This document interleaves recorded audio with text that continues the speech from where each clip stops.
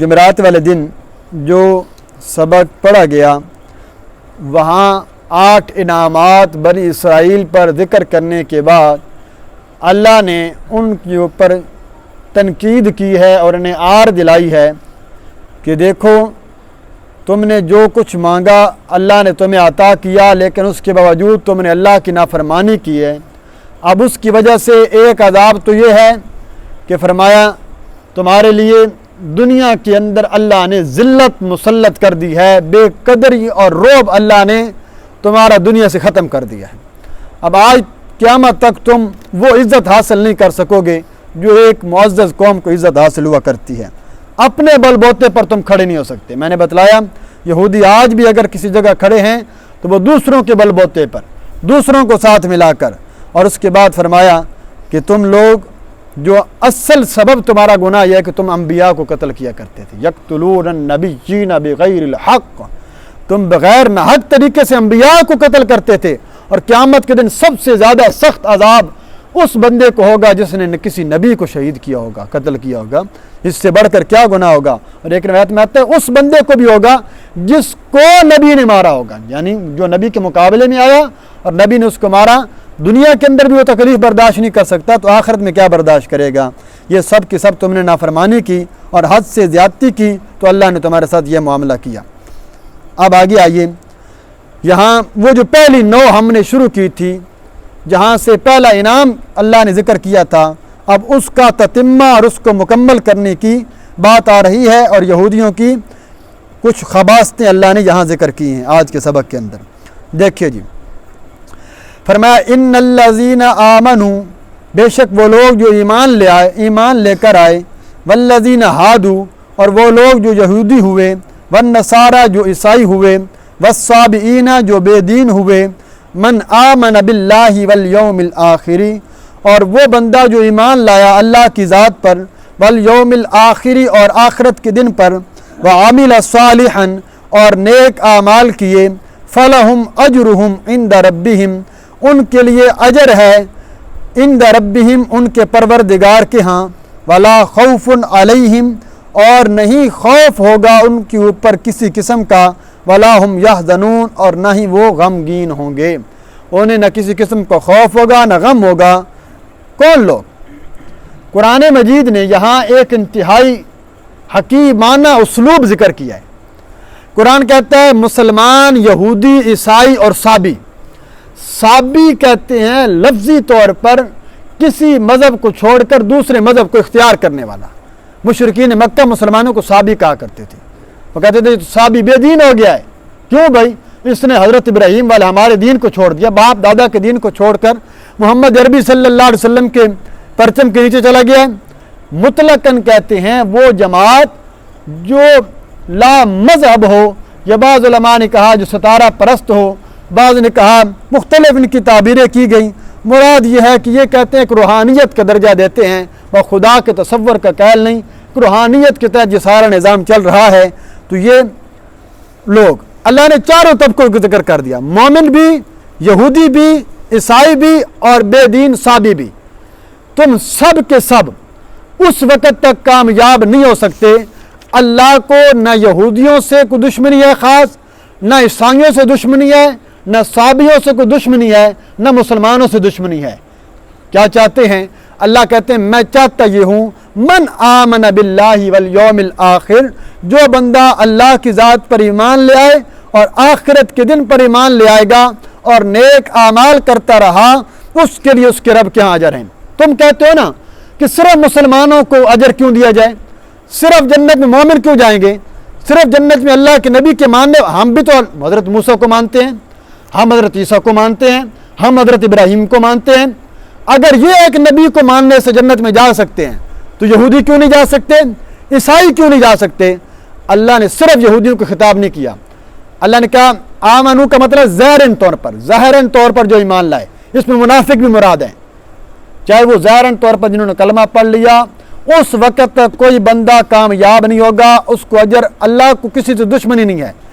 آج اگر یہودی، آج اگر عیسائی، آج اگر صابی، آج اگر دنیا کا کوئی منافق، دنیا کا کوئی کافر اپنے مذہب سے برات کا اعلان کر کے اللہ کی ذات پر وحدہ لا شریک سمجھ تو ایمان لے آئے، اور اللہ کی توحید کے ضمن میں پیچھے بتا چکا ہوں، اللہ کی توحید بھی تب توحید ثابت ہوگی جب تک محمد عربی صلی اللہ علیہ وسلم کے جھنڈے کے نیچے داخل نہیں ہوگا۔ یہ قرآن بعض اوقات اجمالاً ذکر کرتا ہے، ایمان باللہ، ایمان بالآخر، اس کے تحت پوری ایمانیات پر ایمان لانا، یعنی حضور صلی اللہ علیہ وسلم کے طریقے کے مطابق اللہ کی ذات پر ایمان لائے گا تو یہودی ہے تو ٹھیک ہے، آج مسلمان ہو جاؤ، مسلمان کو 1 اجر دوں گا، اہل کتاب کو 2 اجر عطا کروں گا۔ کیوں؟ کیونکہ ایک پچھلی شریعتوں پر بھی عمل پہلا رہے اور اس شریعت پر بھی، لیکن اگر نہیں مانو گے تو پھر تو اللہ کے ہاں واقعتاً عذاب ہوگا۔ تو لہٰذا اللہ نے چاروں طبقوں کو ذکر کر کے کہا، جو بندہ بھی ایمان لائے گا آخرت پہ دن پر اور نیک عمل کرے گا وہی اللہ کے ہاں اجر پائے گا، اور انہی کے بارے میں فرمایا یہی وہی لوگ ہوں گے جنہیں کل قیامت کے دن نہ کوئی اپنے ذات کے بارے میں خوف ہوگا نہ کسی اور کے بارے میں غم ہوگا کہ اللہ تعالیٰ ان کو جنت کی خوشخبری عطا کرے گا۔ تو یہاں یہ اللہ نے بڑے حکیمانہ اسلوب میں آج کی دنیا کے کفر ساروں کو دعوت دی ہے۔ اگر آج تم آدو الاسلام یہدم ما کان قبلہ، قانون یاد رکھیے گا، کسی شخص پر، چاہے وہ صحابی رسول ہے، چاہے وہ کوئی دنیا کا عام انسان ہے، اس کے اگر وہ مومن ہو جاتا ہے، اس کے حالت کفر میں کیے ہوئے کام پر آر نہیں دلائی جا سکتی۔ تم نے یہ کیا تھا، حالت اسلام سے پہلے تم یہ کرتے تھے، تم یہ کرتے تھے، نہیں۔ پیارے پیغمبر صلی اللہ علیہ وسلم کا فرمان ہے، الاسلام یہدم ما کان قبلہ۔ خالد بن ولید پیش ہوئے، آپ نے فرمایا بیعت کرنا چاہتے ہیں، ہاتھ بڑھایا، ہاتھ پیچھے کھینچ لیا۔ اور بھی دیگر صحابہ کے بارے میں بھی آتا ہے، کیا ہوا خالد، کوئی شبہ ہے؟ فرمایا وہ جو حضرت غزوہ احد والا اور باقی حضرت خالد کے ذہن میں باتیں تھیں کہ میں نے جتنے مسلمانوں کو شہید کیا ہے، میں جتنا سبب بناؤں ان کا کیا بنے گا؟ تو آپ نے فرمایا تجھے نہیں پتا، الاسلام یہدم ما کان قبلہ، اسلام اپنے سے پہلے کیے ہوئے تمام گناہوں کو اس طرح مٹا ڈالتا ہے جیسا کہ بندے نے کیا ہی نہیں ہے، اور آج سے تو ایسے شروع ہوگی تیری زندگی جیسے آج ماں کے پیٹ سے دوبارہ پیدا ہوا ہے۔ اسلام پچھلے تمام اعمال کو ختم کر دیتا ہے۔ اس سے ہمارا ایک اور مسئلہ بھی ثابت ہوا کہ کسی صحابی پر اگر اس کی حالت کفر میں کیے ہوئے کام کے اوپر جب آر نہیں دلائی جا سکتی، جب اللہ کے نبی نے نہیں دلائی، تو آج کے ملا کو کس نے اختیار دیا، آج کے کسی مسلمان کو کس نے اختیار دیا کہ وہ کسی صحابی کے پچھلی زندگی کو، یا جو نبی کا دشمن رہا، نبی کا دشمن رہا تو مومن ہو گیا تو بات ختم ہو گئی۔ نبی کا دشمن تو بہت سارے صحابہ رہے، حضرت خالد بن ولید پر آر کوئی نہیں دلاتا، باقی صحابہ پر کوئی نہیں دلاتا، صرف نام لیا جاتا ہے تو حضرت ابو سفیان رضی اللہ تعالیٰ عنہ کا، یہ نبی کا دشمن تھا تو لہٰذا ہم اس کی تعظیم نہیں کرتے۔ بھئی جب مسلمان ہو گئے، پچھلے سارے اعمال ان کے ختم ہو گئے، اللہ کے نبی کے چچے حضرت عباس وہاں پر مسلمان ہوتے ہیں، بہت سارے حضرات فتح مکہ کے بعد مسلمان ہوئے، جتنی لڑائیاں ہوئی ہیں پہلے، تو اس سے کیا مراد ہو سکتا ہے کہ پچھلے ان کی باتوں پر ان پر آر دلائی جائے، ان پر تبرہ کی جائے؟ کبھی بھی شریعت اس کی اجازت نہیں دیتی۔ جب اللہ کے نبی صلی اللہ علیہ وسلم جن کے چچا شہید ہوئے، حضرت حمزہ رضی اللہ تعالیٰ عنہ، جنہیں سب سے زیادہ غم تھا، انہوں نے معاف کر دیا، انہوں نے کہہ دیا کہ بس ختم ہوگی بات، تو پھر باقی لوگوں کو آج کس نے اختیار دیا ہے؟ لہذا صحابہ کے متعلق، کسی بھی مسلمان کے متعلق، اس کی جو بندہ کافر سے حالت اسلام میں آئے، اس کے پچھلی زندگی پر کوئی بحث نہیں کی جائے گی۔ اب آگے آئیے جی، یہاں سے نو ثانی شروع ہو رہی ہے، دوسری نو یہاں سے شروع ہوگی۔ اس میں نزول قرآن کے وقت موجود بنی اسرائیل کے آباء و اجداد کی 3 خباستوں کا ذکر ہوگا۔ قرآن جب نازل ہو رہا تھا، جو یہودی مدینہ میں موجود تھے ان کے 3 خباستوں کا ذکر ہوگا۔ پہلی خباست کہ انہوں نے پیٹھ پھیری، دوسری خباست کہ انہوں نے ہیلہ بازی کی، تیسری کہ انہوں نے اس میں اپنے کفر پر، اپنے آباء و اجداد کے کفر پر راضی رہے اور نہیں ایمان لائے، تو اس لیے ان کے اوپر اللہ نے عذاب بھیجے۔ دیکھیے اب یہاں سے پہلی خباست انہوں نے کیا کی تھی یہ دیکھیے گا۔ فرمایا وَإِذْ أَخَذْنَا مِيثَاقَكُمْ، اور جب لیا ہم نے، میثاقکم تم سے پکا عہد، وَرَفَعْنَا فَوْقَكُمُ الطُّورَ، اور بلند کیا ہم نے تمہارے اوپر طور پہاڑ کو، اور کہا ہم نے خُذُوا مَا آتَيْنَاكُمْ بِقُوَّةٍ، لے لو تم، پکڑ لو تم، ما آتَيْنَاكُمْ، ما اس کتاب کو، آتَيْنَاكُمْ جو ہم نے تم کو عطا کی ہے، کس طرح لے لو؟ بِقُوَّةٍ بڑی مضبوطی کے ساتھ، وَاذْكُرُوا مَا فِيهِ، اور ذکر کرو اس کتاب کا اندر ما فی، جو اس کے اندر احکام ہیں، ان احکامات کا ذکر کرو، ان احکامات کو یاد کرو، لعلکم تتقون، تاکہ تم گناہوں سے بچ سکو۔ اللہ نے پہلی خباثت ان کی ذکر کی۔ میں پیچھے بڑی تفصیل کے ساتھ یہ واقعہ ذکر کر چکا ہوں۔ انہوں نے کیا کہا تھا؟ موسیٰ علیہ السلام فرعون سے نجات پا گئے ہیں، اللہ کا بڑا شکر ہے، اب آپ اللہ سے کوئی ہمارے لیے شریعت مانگی، ہم ایسے بیٹھے ہیں منہ اٹھا کے، کوئی جہاد، کوئی نماز، کوئی ایسی عبادت۔ موسیٰ علیہ السلام کوئی طور پہ چلے گئے، پیچھے انہوں نے بچڑوں کو معبود بنا لیا۔ موسیٰ علیہ السلام واپس آئے، ان کو توبہ قبول کی، 70,000 بنی اسرائیلی قتل کر دیا گیا۔ اس کے بعد پھر نہیں مانا، پھر 70 سرداروں کو لے کر پھر کوئی طور پر گئے، انہوں نے وہاں پر پھر مطالبہ کر دیا، ہم اللہ کو دیکھنا چاہتے ہیں، اللہ نے ان کو مار دیا۔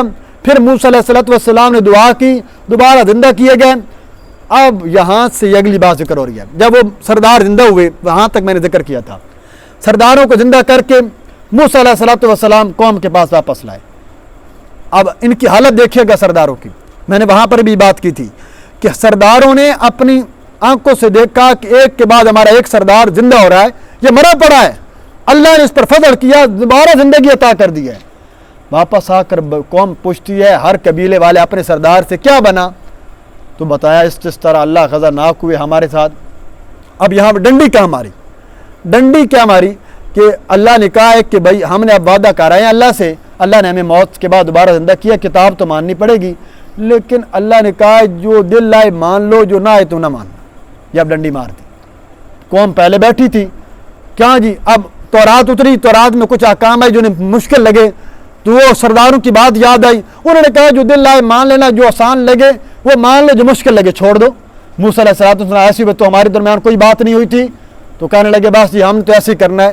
اب جب یہاں سرکشی کی نا، تو پھر اللہ نے کہا تم نے جو وعدہ کیا تھا کہ ہم تورات پر عمل کریں گے، ہم اس بات کو مانیں گے، اب جبریل امین کو بھیجا جاؤ۔ یہ طور پہاڑ کا جبریل امین ایک بہت بڑا ٹکڑا اٹھایا، میں صبح کے درس میں بتا رہا ہوں، بتایا کہ جبریل امین کتنی طاقت والے فرشتے ہیں۔ قوم لوط کی 9 بستیوں کو انہوں نے اپنے ایک پر کے ایک کنارے پر اٹھا کر پٹک دیا تھا، بہت بڑے فرشتے ہیں۔ کوئی طور کے پہاڑ کا ایک حصہ اٹھایا اور ان کے اوپر یوں، مانتے ہو کہ نہیں مانتے؟ اب دیکھا نا کہ پہاڑ گرا اور ہم تو مرتے ہیں، تو کہنے لگے جی مانتے ہیں، ہم اس کے اوپر عمل کریں گے، ہم اس بات کو مانیں گے۔ یہاں دیکھیے اللہ نے اس قدر ان کے اوپر کیا، فوقکم الطور، یہ دیکھیے تم نے وعدہ کیا تھا تورات پر عمل کریں گے، پھر اللہ نے تمہارے پر طور کو بلند کیا کہ لے لو اس کتاب کو جو ہم نے دیا تھا مضبوطی کے ساتھ، اور یاد کرو جو اس میں احکام ہے تاکہ تم گناہ سے بچ جاؤ۔ پہاڑ آیا، توبہ کر لے، سجدے میں گر گئے، پہاڑ واپس رکھ دیا، جبریل امین تشریف لے گئے۔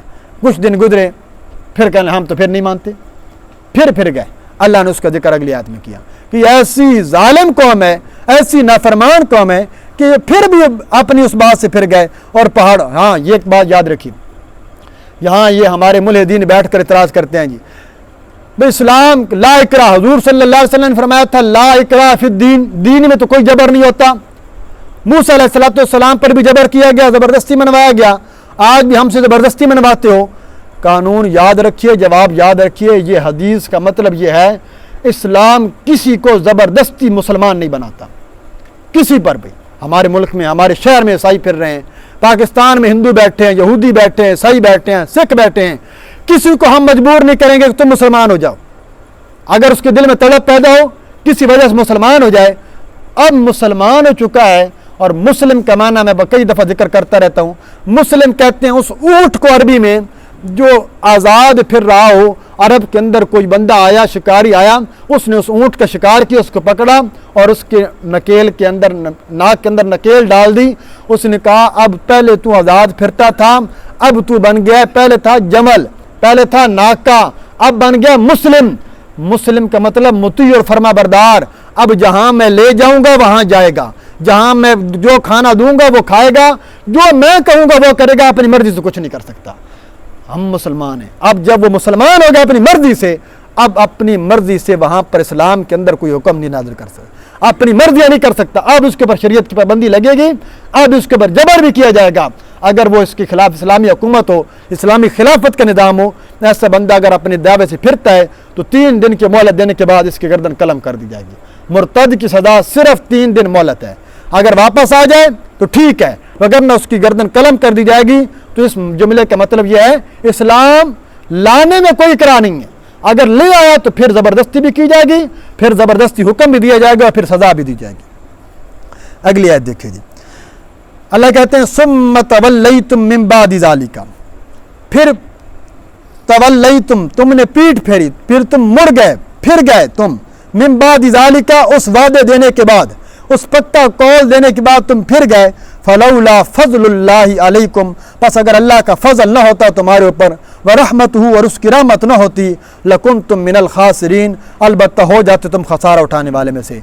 अल्लाह कहते हैं होना तो यह चाहिए था, जब तुमने कोई तूर पहाड़ के देखने के बावजूद फिर अपने वादे से फिर गए, मैं चाहता तो तुम सबको हलाक कर देता, मैं चाहता तो तुम सबको ख़त्म कर देता, और आज तुम्हारे ऊपर भी ये सारी की सारी बातें हो जाती। लेकिन अल्लाह का फ़ज़ल था, यानी फ़ज़ल ये था कि अल्लाह ने लिख दिया था कि इनको इतनी ज़िंदगी देनी है, उसके बाद इनको क़यामत के दिन जहन्नम और कब्र में अज़ाब दिया जाएगा। और वो तो यकीनी है ना, दुनिया के अज़ाब के अंदर अल्लाह देर कर सकते हैं, ये अल्लाह की मसलत के तहत हो सकता है। और बाद मुफस्सिरीन ने यहाँ से मुराद लिया फ़ज़ल से मुराद वो अल्लाह के नबी सल्लल्लाहु अलैहि वसल्लम की दुआ, जिसमें आपने फरमाया था कि मौला मेरी कौम को यकमुश्त हलाक न करना, इनके ऊपर यकमुश्त ऐसा अजाब न भेजना कि सब के सब हलाक हो जाएं। ये अल्लाह के नबी सल्लल्लाहु अलैहि वसल्लम के हमारे महबूब पैगम्बर की दुआ का नतीजा है कि पूरी कौम पूरी उम्मत यकमुश्त हलाक नहीं होगी, यकमुश्त उनके ऊपर कोई ऐसा अजाब मुसल्लत नहीं होगा कि सब का नाम निशान, जैसे पिछली कौमों के साथ होता था कि बिल्कुल अव्वल से लेकर आखिर तक सब मर जाते, ऐसा नहीं होगा। और ऐसा भी नहीं होगा कि पूरी कौम को अल्लाह शक्लें तब्दील करके रख दे, कौम को मसख करके रख दे, ये भी हुजूर सल्लल्लाहु अलैहि वसल्लम को, तो यहाँ उलमा ने फजल से मुराद ये भी लिया। अब अगला उनके दूसरा मरद जिसके ऊपर हमने जिक्र किया, यहाँ तवल्ला का जिक्र आ गया, बयान मरद एक, बयान मरद दो, मरद सानी हीलाबाजी।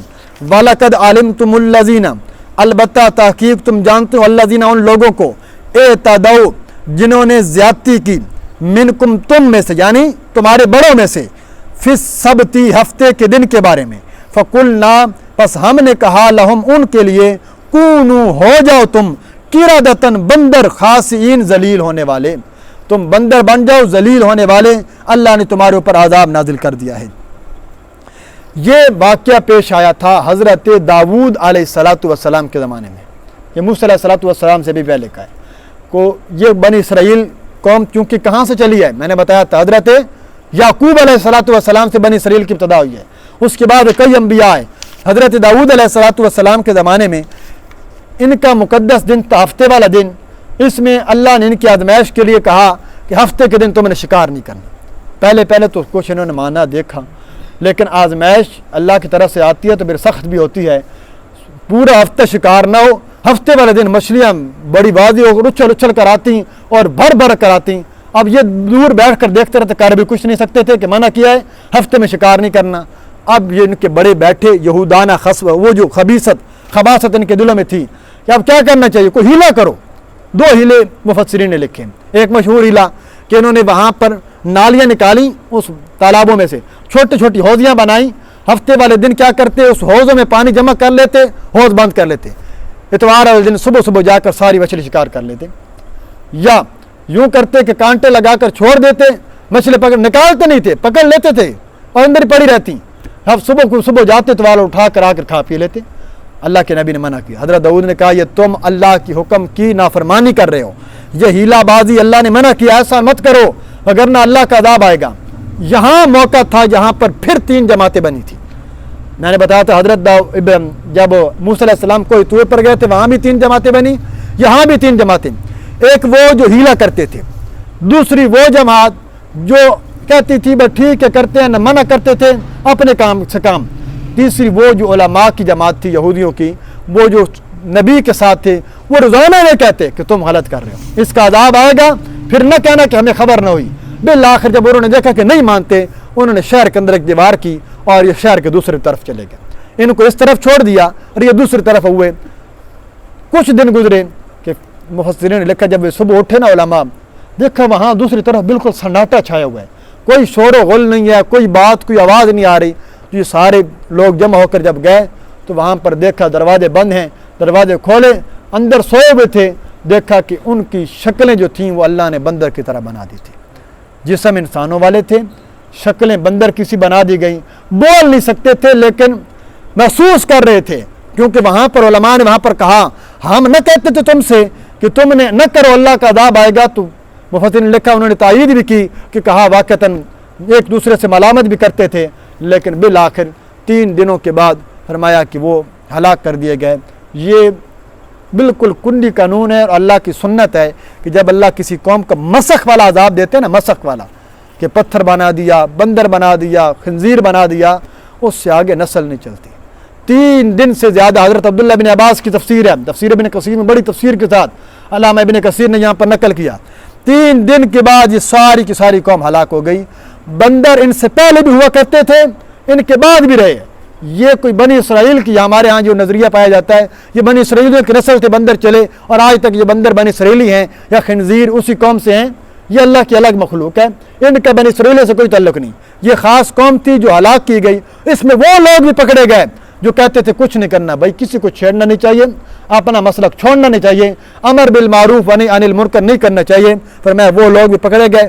بچے تو صرف وہی جماعت بچی جو دعوت دیا کرتے تھے، جو لوگوں کو روکا کرتے تھے اور کہتے تھے کہ تم غلط کام کر رہے ہو۔ اس لیے برائی کو دیکھ کر اس کو روکنا یہ ایمان کا حصہ ہے اور یہ ضروری چیز ہے۔ تو ان کے اوپر اللہ کہتے ہیں دوسری خباثت ان کے ہوئی اور اللہ نے ان کے اوپر کیا کر دیا، ان کو پتہ ہے۔ اللہ کہتے ہیں اب کر دیا، آخری آیت دیکھیے، فرمایا فَجَعَلْنَاهَا نَكَالًا لِمَا بَيْنَ يَدَيْهَا، پس کر ڈالا ہم نے اس قصے کو نکالن عبرت کا سامان، لما بین یدیہا واسطے ان لوگوں کے، بین یدیہا جو قریب کی بستی تھیں، یعنی جو اس کے قریب اور اس زمانے کے لوگ تھے ان کے لیے بھی، وما خلفہا اور ان کے پیچھے جو آنے والے لوگ تھے، ما بعد ان لوگوں کے لیے بھی ہم نے ان کو بنا دیا عبرت کا سامان، اور کیا، وموعظۃ اور نصیحت کا سامان، للمتقین اللہ سے ڈرنے والوں کے لیے۔ آج بھی جو اللہ سے ڈرنے والے ہیں، یہودیوں، تمہیں اللہ نے اپنی پچھلی تمہارے بڑوں کا قصہ سنایا ہے، انہوں نے ہیلا بازی کی تھی، آج تم بھی تورات اور انجیل اور اپنی کتابوں میں ہیلا بازی کرتے ہو اور لوگوں کو گمراہ کرتے ہو اور اصل بات کو چھپاتے ہو، تو لہذا تمہارا انجام اگرچہ ایسا تو نہیں ہوگا جیسا پہلے تھا کہ اللہ کے نبی کا فضل ہے اللہ کے اوپر تمہارا کہ ان کی، لیکن جہنم کا عذاب بڑا سخت ہے اور تمہیں جھیلنا پڑے گا۔ یہاں تک ان کی یہ خباثت تھی۔